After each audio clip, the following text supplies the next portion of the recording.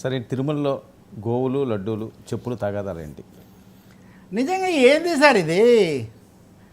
ఏడు కొండలవాడ ఎక్కడున్నావా అని ఘంటసాల పాడిన పాట పోయి, లేకపోతే నడిరే ఈ జాములో పాట పోయి, అదేది కమలాకొచ్చి చూచుక కుంకుమతో నియతారుణ తారుత నీలతన సుప్రభా, ఇది పోయి ఏంది సార్ ఇది? చెప్పులు వేసుకు వెళ్ళారా లేదా, ఆవులు చచ్చిపోయా లేదా, సరే లడ్డు సరే సరే మధ్యలో బాధ్యతారాహిత్యం. ఇప్పుడు ఒకరు మాట్లాడితే బాధ్యతారాహిత్యం, ఇంకొకరు ఇప్పుడు కరుణాకర్ రెడ్డి ఆయన 2 సార్లు చైర్మన్గా ఉన్నారు కొద్ది కాలం. ఇప్పుడు బిఆర్ నాయుడు గారు చైర్మన్, అంతకుముందు ఎవరు చైర్మన్.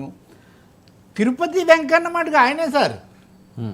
ముఖ్యమంత్రులుగా ఎవరు మారారు, పార్టీలు ఏమున్నాయి, లేదా ఆ పూజారులు కూడా రమణ దీక్షితులు గారు ఇదివరకు ఆస్థాన పూజారులుగా చాలా కాలం చాలా రకాలుగా ఇప్పుడు ఆయన లేరు. కానీ ఏమి దేవుడు ఎక్కడికి పోడు కదా, దేవుడిని భక్తులకు వదిలేయండి సార్.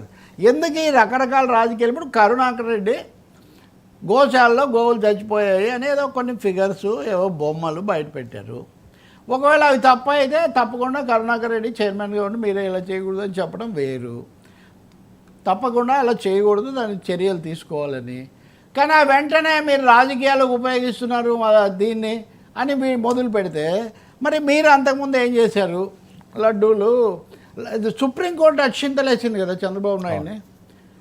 ఇంకా అది నిజం కదా, ఇంకా వర్మ కాదు, రవి కాదు, లేకపోతే ఇంకొక వైసీపీ వాళ్ళు కాదు, మీడియా కాదు. అసలు ఒక అంశం తుది రూపం తీసుకోకముందే దాని మీద బహిరంగ వ్యాఖ్యలు చేయాల్సిన అవసరం రాజ్యాంగ పదవిలో ఉన్న ఒక నాయకుడికి ఎందుకు వచ్చింది అని ఆయన సుప్రీంకోర్టు చంద్రబాబు గారిని ఆక్షేపించింది కదా. ఇప్పుడు ఈయనేమో కరుణాకర్ రెడ్డిని వీళ్ళు ఆక్షేపిస్తున్నారు. ఓకే, ఈ సమయంలో చెప్పులు వేసుకెళ్ళారని చెప్పులు అక్కడ పెట్టడము, వదలడము, వాటిని సిబ్బంది వచ్చి తీయమని చెప్పడము, వాళ్ళు తీసుకెళ్ళి పక్కన పెట్టడము, ఇదంతా మనకు కనిపిస్తుంది, దృశ్యంలో కనిపిస్తుంది. దృశ్యమానమైన ఈ అంశాన్ని గురించి మాట్లాడకూడదా? అంటే ఒక ప్రభుత్వం ఉన్నప్పుడేమో ఈవెన్ పవన్ కళ్యాణ్ కూడా ఆ మాటకు వస్తే ఇప్పుడు సనాతన ఇవన్నీ మాట్లాడుతున్నారు ఆయన పాపం. ఇక ముందు ఇంతకుముందు కూడా ఆయన భక్తుడే. గుర్తించో గుర్తించకో తొందరలోనో ఏదో కార్యక్రమానికి వెళ్తే ఇది వచ్చాయి. ఇప్పుడు వెంటనే మన టీవీల మిత్రులు టీమ్ అని దాని చుట్టూ రౌండ్ అప్ చేసి చెప్పులు అని చూపిస్తారు. అప్పుడు వాళ్ళు చూపిస్తే ఇప్పుడు వీళ్ళు చూపిస్తే వీటిని పద్ధతి కాదు కాబట్టి పక్కన పెట్టమంటారు. కానీ ఈ చర్చ దీని గురించి కొంతమంది చర్చించరు, ఇది చూపించకూడదు అంటారు. ఇప్పుడు ఆవుల గురించి మాట్లాడితేనో చెప్పుల గురించి మాట్లాడితేనో ఇది తప్పు అనుకుంటే మరి అంతకుముందు అంత వివాదం ఎందుకు చేసుకున్నాం మనం? తొక్కిసలాట కావచ్చు, పుష్కరాలు కావచ్చు. కాబట్టి నేను చెప్పేది ప్రజాస్వామ్య ప్రమాణాల ప్రకారం ఒక పెద్ద వరుస చైర్మన్ గారు, ఇంకో తెలుగుదేశం ఆయన నాని అనే శాసనసభ్యుడు, ఇటువైపున ఎప్పుడు శాశ్వత తిరుపతిలో ఎవరేం మారినా భానుప్రకాష్ రెడ్డి గారు మాట మారరు. భానుప్రకాష్ రెడ్డి వీళ్ళు కూర్చొని ఇది మతాన్ని రాజకీయాలకు వాడుకోకూడదని, మతాన్ని రాజకీయాలకు వాడుకోవడంలో ఆస్కార్ అవార్డు ఎవరికి వస్తుందో భానుప్రకాష్ రెడ్డికి బాగా తెలుసు. కాబట్టి నేను కరుణాకర్ రెడ్డినో లేకపోతే నాయుడు గారిని సమర్థిస్తానా లేదనేది నా ప్రశ్న కాదు. మతాన్ని మనుషులకు దేవుళ్ళకు వదిలేయండి. భగవంతుడికి భక్తుడికి అనుసంధానమైనది అన్న పద్ధతిలో ఈ రాజకీయాలను తీసుకురాకండి. ఈ పార్టీలు ఉన్నప్పుడు, ఈ ప్రభుత్వాలు, ఈ రాష్ట్రాలు ఉన్నప్పుడు, రెండైనప్పుడు ఎప్పుడూ ఆ కొండ అలాగే ఉంది. కృష్ణదేవరాయలు కూడా అక్కడికి వెళ్ళి, కృష్ణదేవరాయలు మరి పాదరక్షలు వేసుకెళ్ళాడో లేదో చూసే అవకాశం, మరి వేసుకొని వెళ్ళి ఉండడు ఖచ్చితంగా. కృష్ణదేవరాయలు భిన్న మతాలతో సహజీవనం చేసి బహుమని సుల్తాన్లతో యుద్ధం ఇవన్నీ చేసాడు. నేను ఇంత ఎందుకు చెప్తున్నా అంటే వర్మ ఇన్ని రోజుల తరబడి ఇదే చర్చ. ఒక ఉదాహరణకు ఒక టీటీడీ బోర్డు మెంబర్ బూతులు తిట్టాడు, బూతులు తిట్టిన దృశ్యం అక్కడ వచ్చింది కదా. ఆయన తర్వాత అది ఎలా సర్దుకున్నారో, ఆయన ఎందుకు కొనసాగిస్తున్నారు? మరి ఆయన సర్దుకున్నాడు, మీరు ఇంకా మాట్లాడకండి అని మీడియాకు చెప్తారు. కాబట్టి పార్టీలకు మీడియాకు నీతులు చెప్పడంతో పాటు వ్యవస్థాగతమైన పద్ధతులు తూచా తప్పకుండా పాటించండి.